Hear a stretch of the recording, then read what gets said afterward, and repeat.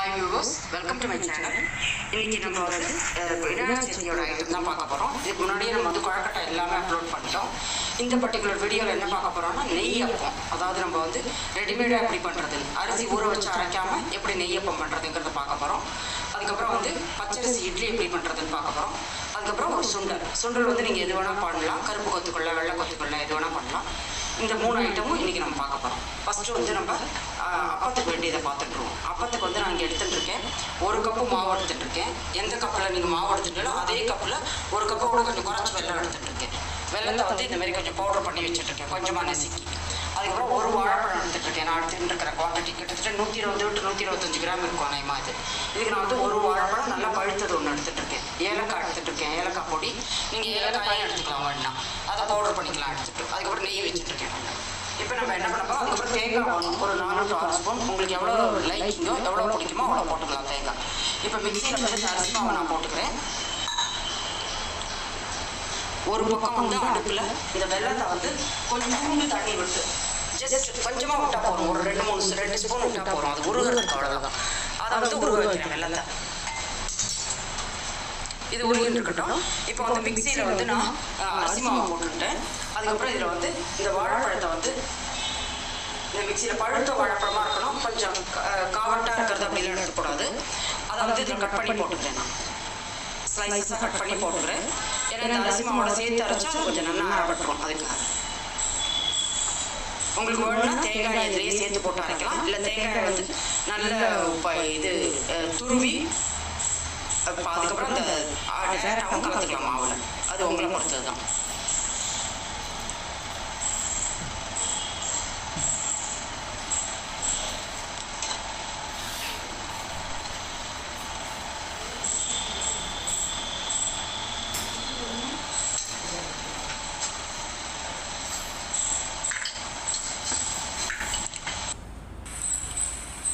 இப்போ வெள்ளத்தை வந்து வெறும் கரைச்சிக்கணும். பாகு பதம்லாம் ஒன்றும் கிடையாது. வெள்ளத்தை கரைச்சிக்கிட்டு அதில் ஏதாவது இம்ப்யூரிட்டிஸ் இருக்கும்னு அதை வடிகட்டி எடுத்து வச்சுட்டுருக்கேன்.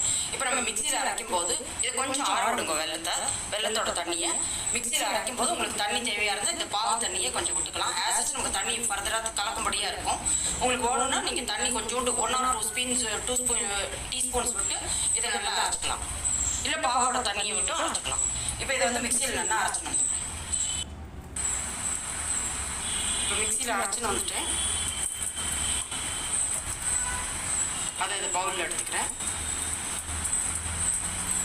அதுக்கப்புறம் இந்த வெள்ளை தண்ணி வந்து நம்ம கரைச்சி வச்சுக்கிறத வந்து இதில் விட்டுக்கலாம்.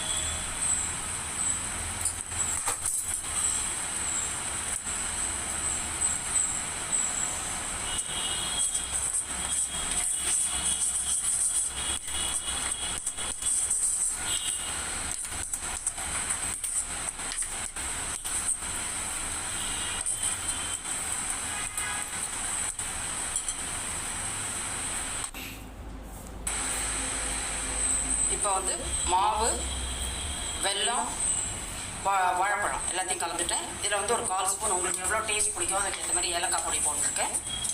அதுக்கப்புறம் இதில் வந்து தேங்காயும் உங்களோட லைக்கிங் தான். நான் வந்து பெரிய டேபிள் ஸ்பூனில் இருக்குது. இதில் வந்து 2 ஸ்பூன் போட்டிருக்கேன். நான் 3 ஸ்பூன் வரைக்கும் போட்டுக்கலாம் வேணும்னா உங்களுக்கு பிடிக்கும். அப்புறம் இதில் இப்போ வந்து நான் 2 ஸ்பூன் நம்ம கரைச்சி பாகில் இருக்குது.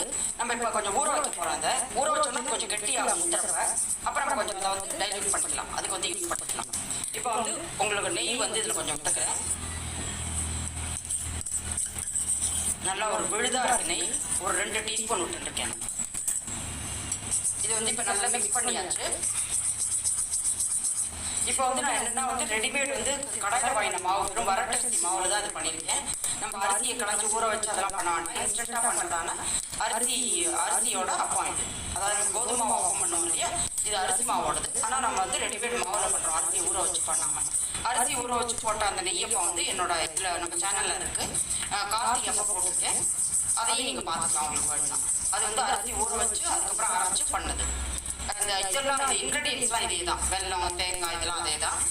இது மட்டும் நான் ரைஸ் மட்டும் நம்ம இன்ஸ்டன்ட் ரைஸ் ஃப்ளோர் யூஸ் பண்ணியிருக்கோம். இப்போ வந்து இதுக்கு நல்லா கரைச்சிட்டு இது ஒரு 2 hours வந்து நம்ம இதை ஊற வைக்கணும். 2 hours ஊற வச்சுட்டு அதுக்கப்புறம் இது நல்லா சாஃப்ட் ஆகிடும். நல்லா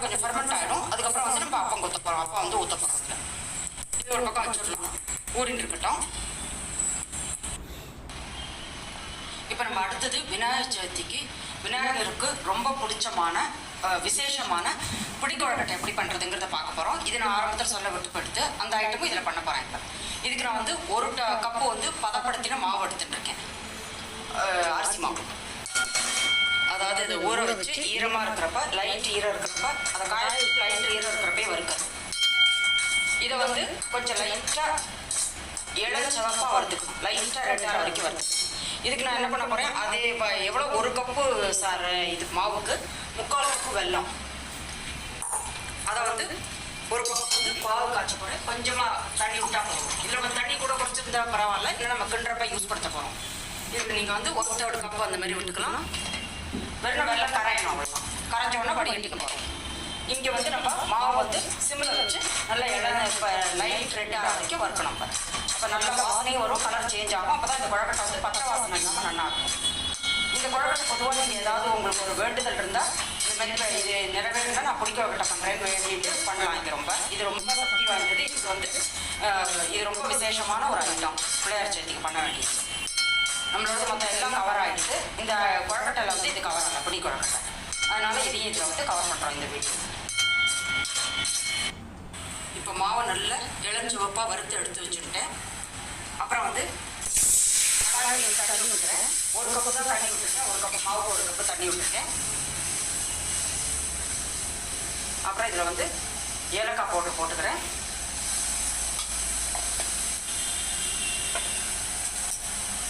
அப்புறம் வெல்லம் நம்ம பண்ணி வச்சுருந்தோம் இல்லையா, வெல்லத்தை கரைச்சி வடிகட்டி வச்சுருக்கேன், அதையும் இதில் விட்டுக்கிறேன்.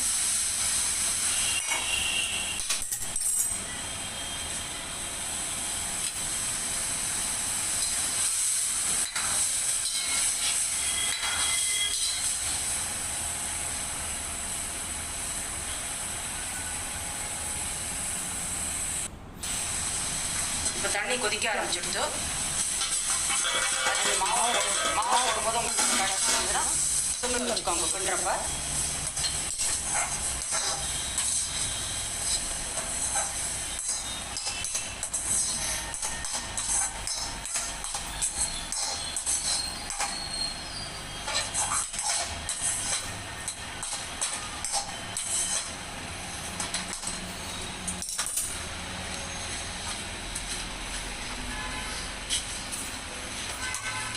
இதில் வந்து தண்ணியிலேயே வேணாலும் நீங்கள் தேங்காயை போட்டுக்கலாம், இல்லை இப்படி போட்டு இது பண்ணலாம். ஒரு 3 ஸ்பூன் தேங்காய் போட்டுக்கேன். தேங்காய் வந்து நீங்கள் 4-5 ஸ்பூன் உங்களுக்கு பிடிக்கும்னா ஜாஸ்தி போட்டுக்கலாம். ஏன்னா இதில் வந்து ஏன்னா மிக்ஸ் ஆகிறது ஈஸி. நம்ம கையால் பிசைஞ்சு தான் இதை உருட்ட போகிறோம். அப்போ வந்து கையால் நல்லா அழுத்தி பிசைஞ்சுக்கும். எல்லாம் சேர்ந்து வர மாதிரி அழுத்தி பிசைஞ்சுக்கிட்டு இது வந்து ரொம்ப கொதிக்கும், உடனே உருட்ட முடியாது. இதுலேயும் நான் வந்து 1 ஸ்பூன் வந்து நெய் விட்டுக்கிறேன். கட்டியாக விட்டு அது உங்களுக்கு உரிக்கிற நெய்னா கிட்டத்தட்ட 2 ஸ்பூன் இருக்கும். இதை நல்லா கிண்டிட்டு நல்ல சூடு இருக்கும், அதுலேயே போய் மூடிட்டு இது நல்ல உள்ளூர் வெந்துக்கும். ஆறனோட தான் நம்ம இதை வந்து பிடிச்சி வைக்க முடியும். இப்போ தொட முடியாது, வெள்ளாமையாக ரொம்ப கொதிக்கணும்.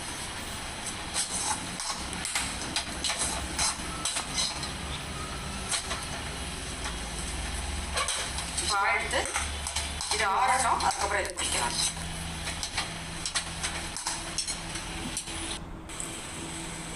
அடுத்து நம்ம கொத்துக்கடலை சுண்டல் எப்படி பண்ணுறதுன்னு பார்க்க போகிறோம். சுண்டலும் நம்ம பண்ணுவோம் நம்ம பிள்ளையார் சதுர்த்தி இன்னைக்கு. நான் கருப்பு கொத்துக்கடலை பண்ணுறேன், நீங்கள் வெள்ளை கொத்துக்கடலையும் பண்ணலாம். இந்த சுண்டல் வேணால் பண்ணலாம்.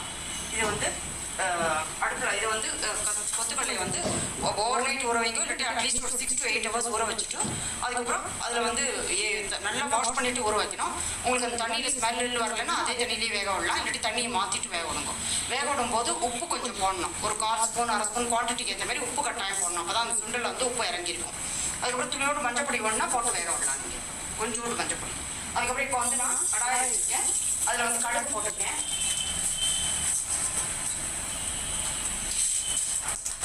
கடுகு பிடிக்க ஆரம்பிச்சுட்டு உளுத்தப்பருப்பு,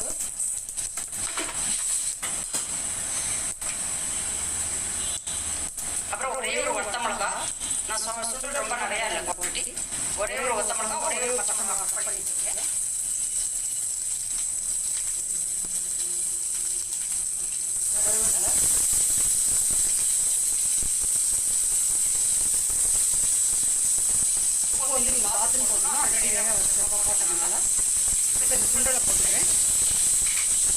அதாவது வேக விட்டுட்டு அதை தண்ணி குக்கரில் வச்சு வேக விட்டு 4 to 5 விசில் சொல்லணும். இது வேகத்துக்கு கொஞ்சம் டைம் ஆகும். விசில் கொஞ்சம் கூட கொடுக்கணும். வெங்காயம் போட்டேன்.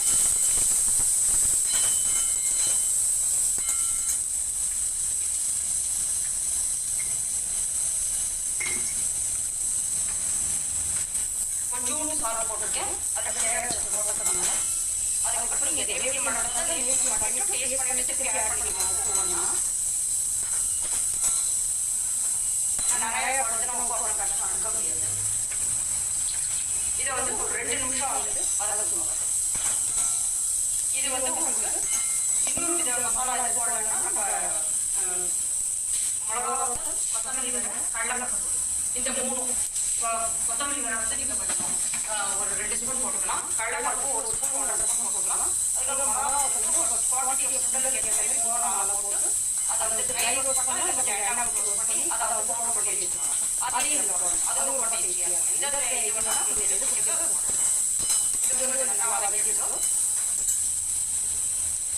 இதில் வந்து எந்த சுண்டலோ உங்களுக்கு அதுக்கு ஏற்ற குவான்டிட்டிக்கு ஏற்ற மாதிரி நீங்கள் தேங்காய் போட்டுக்கோங்க.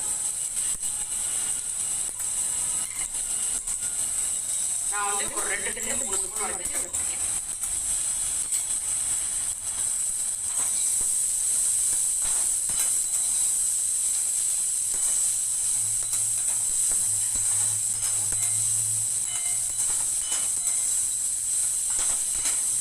இப்போ வந்து நம்மளோட சுண்டல் வந்து ரெடி.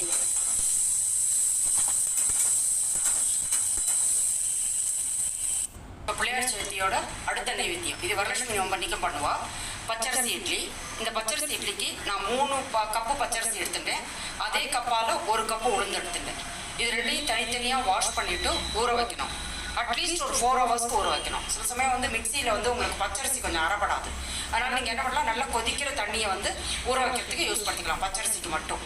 அப்புறம் வந்து இது 4 ஹவர்ஸ் ஊறினோடனே இதை எடுத்து ஃபஸ்ட்டு நீங்கள் மிக்சியில் உளுந்து அரைச்சிருங்க. உளுந்தை வந்து நீங்கள் இது ஃப்ரிட்ஜ் வாட்டர் நல்லா ஐஸ் கோல்டு வாட்டர் இருக்குல்லையே அந்த வாட்டரை விட்டு நீங்கள் கொஞ்சம் கொஞ்சமாக விட்டு அரைச்சிக்கலாம். நல்லா அரைச்சிட்டு அது நல்லா ஃபெர்மெண்ட் ஆகி வரும். அது நல்லா ஃப்ளஃபியாக வரும்.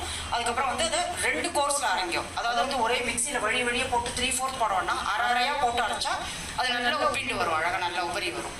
அதை வந்து அரைச்சி வச்சுட்டு அதுக்கப்புறம் அதே மாதிரி அரிசி மாவு அரைச்சிக்கோங்க. அரிசி அரைக்கும் போது அது பேருக்கு ரவா மாதிரி இருக்கணும். லைட்டாக ஒரே நைஸாக இருக்கக்கூடாது. பேருக்கு கொஞ்சம் ரவையாட்டாக இருக்கணும். அதை இது ரெண்டையும் நல்லா கலந்துட்டு உப்பு போட்டு கையை நல்லா வாஷ் பண்ணிட்டு கையால் நல்லா கலக்கணும். ஏன்னா கையில் உள்ள அந்த பாம்பு நம்மள இதில் உள்ள ஹீட்டு தான் வந்து அதை ஃபெர்மெண்ட் ஆகிறதுக்கு ஹெல்ப் பண்ணுறது. அதனால் அதுட்டு நல்லா அடித்து நல்லா கலந்து இதை வச்சுட்டு 8 ஹவர்ஸ் சில சமயம் 6 ஹவர்ஸ் ஹியூமிடிட்டி ஹீட் இருந்ததுன்னா உங்களுக்கு 6 ஹவர்ஸ்லேயே ஃபெர்மெண்ட் ஆகிடும். அண்ட் பொதுவாக 8 ஹவர்ஸ் வரைக்கும் வச்சாலும் நல்லா ஃபெர்மெண்ட் ஆகிடும். இதை நான் வந்து அரைச்சி ஒரு 4 ஹவர்ஸ் ஊற வச்சு அரைச்சி அதுக்கப்புறம் 8 ஹவர்ஸ் அதை ஃபெர்மெண்ட் பண்ணி அதுக்கப்புறம் இந்த மாவு கொண்டு வந்திருக்கேன். இட்லி மாவு, பச்சரிசி மாவு. இப்போ வந்து நம்ம இதை வந்து ஊற்றி வைக்க போகிறோம் இட்லியை. இது வந்து நீங்கள் கன்சிஸ்டன்சி பார்த்துக்கோங்க. உங்களுக்கு கம்பேரிட்டிவ்லி இது கொஞ்சம் டைல்யூட்டட் ஃபார்மில் இருக்கும். இல்லை மிக்சியில் வந்து நமக்கு ரொம்ப கெட்டியாக அரைக்கிறது கஷ்டம்.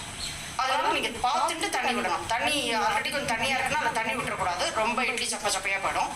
இதை விட்டுட்டு இதை வந்து நான் இப்போ வந்து இட்லியாக எடுத்து ஊற்றி வைக்கிறேன். ஆல்ரெடி ப்ரீ ஹீட் பண்ணிருக்கிறேன். இதில் வந்து வைக்கிறேன். இட்லி பானையோ குக்கரோ இதில் வேணும். ஆல்ரெடி ப்ரீ ஹீட் ஆனதில் வைக்கிறேன். இப்போ வந்து இட்லி ஊற்றி வச்சுட்டேன். இது வந்து மீடியம் ஃப்ளேமில் வச்சுருக்கேன்னா 10 மினிட்ஸுக்கு இது வந்து வேகட்டும். இப்போ இட்லி வந்து 10 நிமிஷம் ஆகிடுது. 10 நிமிஷத்துக்கு அப்புறம் நான் கேஸ் அணைச்சிட்டு ஒரு 2-3 மினிட்ஸ்க்கு அப்புறம் 5 மினிட்ஸ் டைம் ஆகிட்டாலும் பரவாயில்ல. இப்போ வந்து நம்ம என்ன பண்ணுறோம், இட்லி எடுத்து கொஞ்சம் நேரம் ஆற வச்சுக்கிறோம். எடுக்கக்கூடாது. ஆற வச்சுட்டு ஒரு 5 மினிட்ஸ் கழிச்சு கொஞ்சம் ஆறட்டும். 5 மினிட்ஸ் கழிச்சு இட்லி எடுக்கலாம். இப்போ இட்லி கொஞ்சம் நேரம் ஆறிடுத்து. இப்போ வந்து தண்ணியில் வச்சு ஸ்பூன் தண்ணியில் டிப் பண்ணி அதால் எடுக்கிறோம்.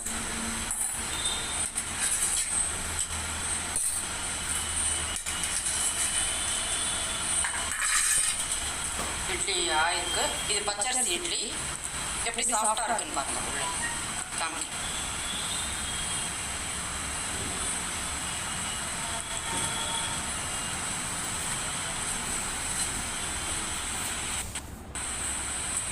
இப்போ நம்மளோட பிடி கொழுக்கட்டை மாவு வந்து ஆறிடுது. இதை ஒரு நல்லா பிசைஞ்சிக்கோங்க, எல்லாம் மிக்ஸ் ஆகிறதுக்கு. அண்ட் வந்து சாஃப்டாகவும் ஆகிடுது. சில இடத்துல ட்ரையாக இருக்குது அந்த மாதிரி இருந்தாலும் சாஃப்டாக ஆகிடும். பொதுவாக எல்லாத்தையும் சேர்ந்தாமல் மிக்ஸ் பண்ணிவிட்டு இதை வந்து இதை இப்படி பிடிக்கிறோம் இல்லையா நம்ம, அதனால தான் இதுக்கு பேர் பிடி கொழுக்கட்டை. வச்சுட்டு அதுக்கப்புறம் இந்த நல்லா இப்படி ப்ரெஸ் பண்ணால் இந்த கையோட இது வந்து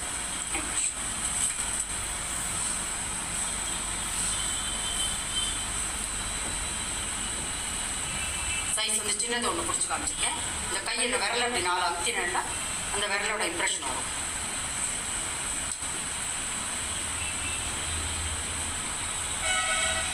சின்னதோ பெருசோ உங்களுக்கு எந்த சைஸ் தேவையோ அதுக்கு ஏற்ற மாதிரி நீங்கள்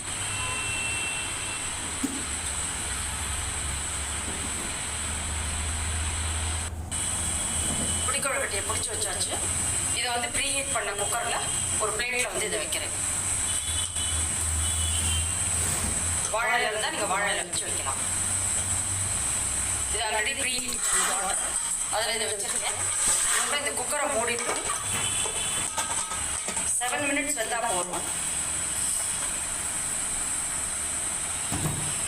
மூடிட்டு மீடியம் ஃப்ளேமில் வச்சுருக்கேன். 7 மினிட்ஸ் வெந்தால் போகிறோம். ஆல்ரெடி நம்ம கொதிக்கிற தண்ணியில் தான் பண்ணிருக்கோம். ஃபஸ்ட்டு வறுத்துருக்கோம், அதனால பாதி வெந்திருக்கும் அது. அதனால் இது வந்து ஜஸ்ட் 7 மினிட்ஸ் இது வெந்த உடனே ஆனவுடனே இதை வந்து மூடிட்டு ஒரு 1 or 2 மினிட்ஸ் டைம் கொடுத்துட்டு அப்புறம் எடுக்கணும். அதை அவசரப்படக்கூடாது. இப்போ அப்பத்தோட மாவு 2 மணி நேரத்துக்கு அப்புறம் எடுத்திருக்கேன். இது நல்லா ஊறி இருக்கு. இதில் வந்து நான் ஒரே ஒரு ஸ்பூன் அந்த வெல்லம் இருந்தது இல்லையா, வாட்டர் பாகோட்டது, அதை விட்டுக்கல. நான் இப்போ இந்த கன்சிஸ்டன்சி எனக்கு தோன்றது சரியாக இருக்கும். நான் இப்போ என்ன பண்ணேன், இந்த மாதிரி ஒரு முட்டை எண்ணெய்க்கெல்லாம் யூஸ் பண்ணுவோம் இல்லையா, எண்ணெய் நெய்க்கு, அந்த முட்டையை நான் ஃபஸ்ட்டு விடுறேன். உங்களுக்கு சின்ன சைஸ் போடணும். ஃபஸ்ட்டு நல்லா ஹாட் ஆகிடும் ஆயில். அதுக்கப்புறம் அந்த சிம்மில் வச்சுக்க மாட்டோம். அது தானாகவே வந்து உங்களுக்கு பபிள்ஸ் அடங்கிடும். உடனே அதை டிஸ்டர்ப் பண்ண வேண்டாங்க. கொஞ்சம் நேரம் அதை அப்படியே விட்டுடலாம் சிம்லேயே. கொஞ்சம் பொறுமையாக தான் இது பண்ணணும், கொஞ்சம் டைம் ஆகும்.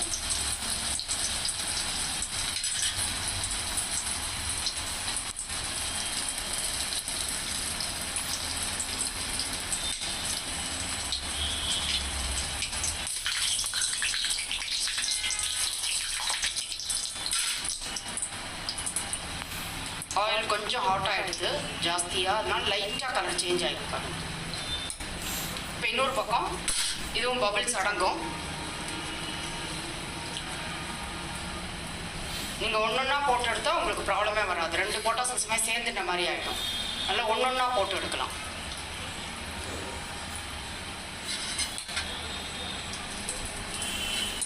இப்போ வந்து 2 சைடும் ஆயிடுச்சு. இதை வந்து ஒரு மாரி வெங்கலாப்பால் வச்சு இப்படி ஒரு அழுத்தி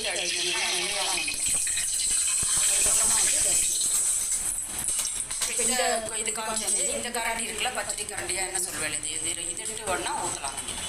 கொஞ்சம் பெருசாக வேணும்னா ஒவ்வொருத்தையும் சிம்மில் வைக்கும்போது ஆயில் வந்து கூல் ஆகிடும்.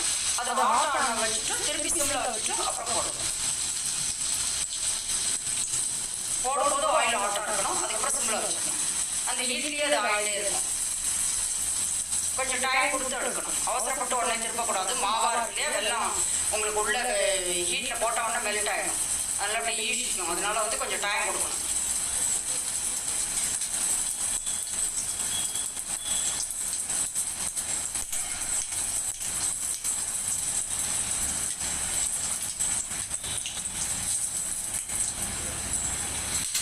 திருப்பி இன்னொரு சைடு கொஞ்சம் டைம் ஆகும். பிடி கொழுக்கட்டை 7 மினிட்ஸ்க்கு அப்புறம் ஒரு 2-3 மினிட்ஸ் விட்டுட்டேன். அதுக்கப்புறம் இதை வந்து எடுத்து வைக்கிறேன்.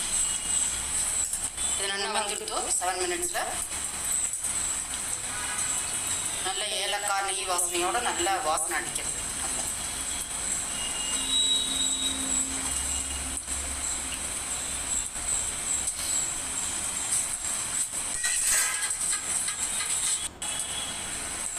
இது பபிள்ஸ் அடங்கிடுத்து. இதை எடுத்துட்டு இப்படி லைட்டாக ப்ரெஸ் பண்ணால் அதில் உள்ள ஆயில் வரும். அப்புறம் இதில் வந்து உங்களுக்கு எதில் போடணுமோ அதில் போடலாம். முட்டையால் போடணுன்னா சின்னது போடணும்னா அப்படி போடலாம். இல்லைன்னா கரண்டியால் போட்டால் கொஞ்சம் பெருசாகும்.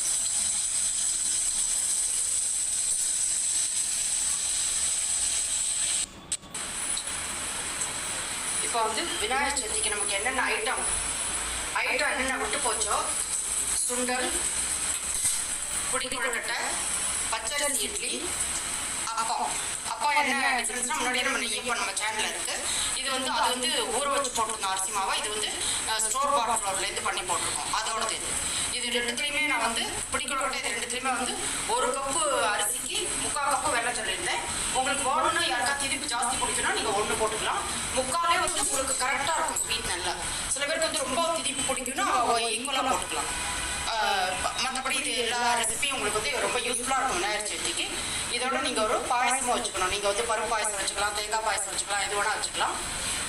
இந்த ரெசிபி எல்லாம் கட்டாயம் பண்ணி பாருங்க. எப்பயுமே வந்து உங்களுக்கு சாமிகிட்ட வந்து ஸ்ரத்தை தான் முக்கியம். நீங்கள் எவ்வளோ ஐட்டம் பண்ணுறீங்கிறது முக்கியம் இல்லை. உங்களால் எது முடியுமோ அதை பண்ணிவிட்டு கடவுளோட விநாயகர்களோட பூர்ணமான அருள் உங்கள் எல்லாரும் கிடைக்கணுங்கிறது நான் உங்களுக்கு விஷ் பண்ணுறேன். இந்த ரெசிபி எல்லாம் உங்களுக்கு யூஸ்ஃபுல்லாக இருக்கும்னு நினைக்கிறேன். அப்படி உங்களுக்கு யூஸ்ஃபுல்லாக இருந்ததுன்னா என் சேனலை லைக் பண்ணி ஷேர் பண்ணி சப்ஸ்கிரைப் பண்ணுங்க. மீண்டும் ஒரு நல்ல ரெசிபியோடு நான் உங்களை மீட் பண்ணுறேன். Until then take care. Thank you.